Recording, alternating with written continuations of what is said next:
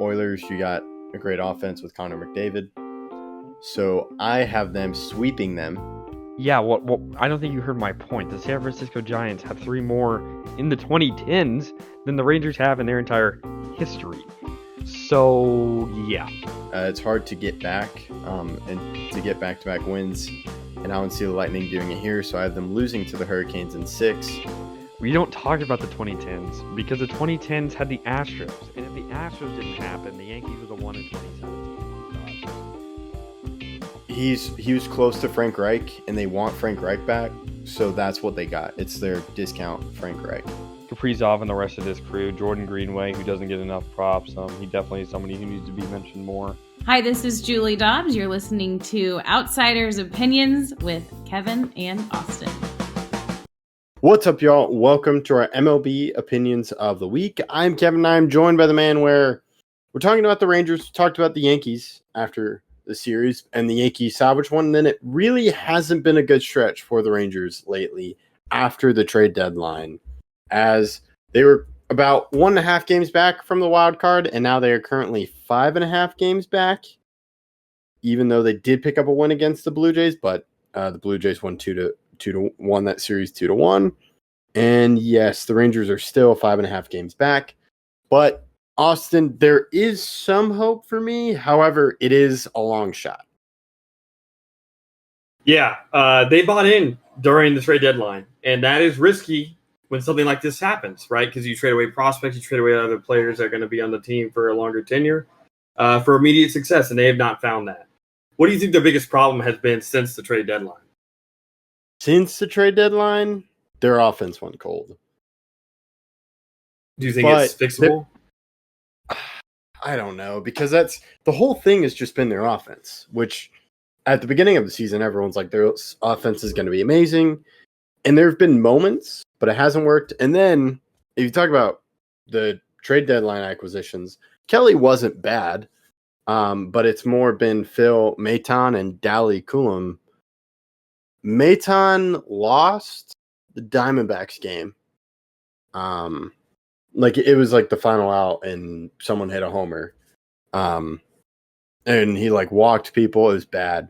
Coulomb, I don't think has played well, but there's been a lot that just hasn't worked out for them, but it's mostly been the offense, but that showed up today.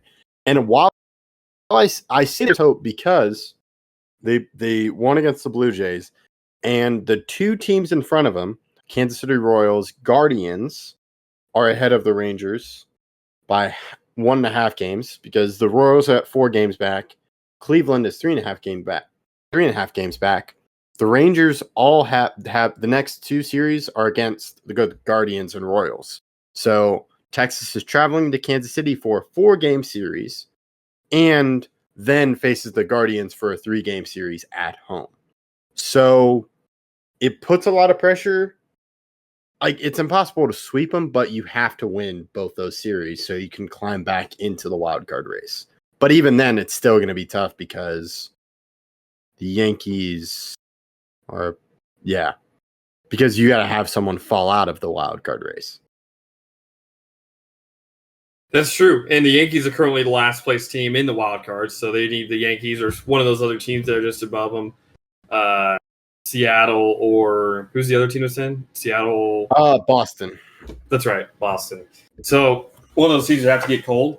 Now, I think with Texas's pitching, it's always possible to come back from this stretch, but you'd have to get consistent, and the improvement would have to be immediate. Like, it'd have to be something that happens very soon, because if you wait too long, not everyone can come back like the Cardinals did that one year and win, 19 straight or whatever it was to get into the playoffs. So like that.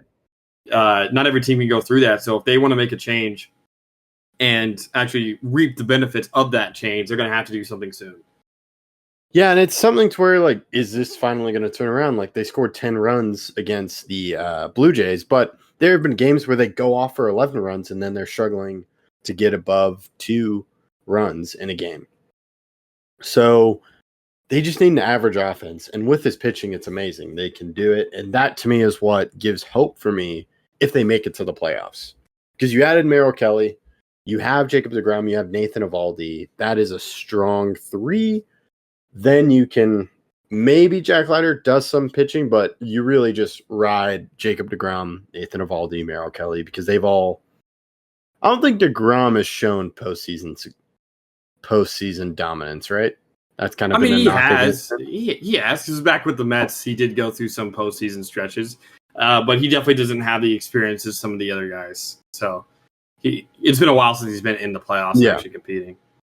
But I think he's an incredible pitcher, and he's been playing incredibly well. You have Nathan Eovaldi, who was critical in that World Series win, and Merrill Kelly, of course, with the Diamondbacks, got them there. So it's just getting there, and it's really, they just have to have productive at-bats, and you got to have some luck go your way. And it was already pretty depressing after the trade deadline because I didn't want them to sell. I wanted them to buy, at least give a chance.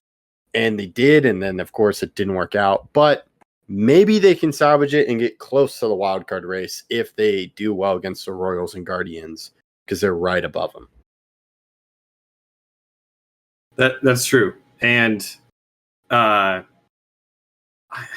don't think they're going to be able to turn it around personally, but I mean, they have the guys on the roster right now that have been there and done that and have had success when they absolutely need it. I mean, in 2023, they had to win a very important game in Seattle to even get into the playoffs at the end of that year. So they have the guys to do it, and there's still a long part of the season left. We still have basically all of September and like 2 weeks in August and then the very beginning of October. So there's enough time to come back. It's just whether or not they can do it. Yeah, it's just they have to put it together. They have to figure it out. And it's unlikely that they figure it out. This may just who they be with a bad offense. So let us know your thoughts in the comments. We appreciate you listening to Outsiders Opinions.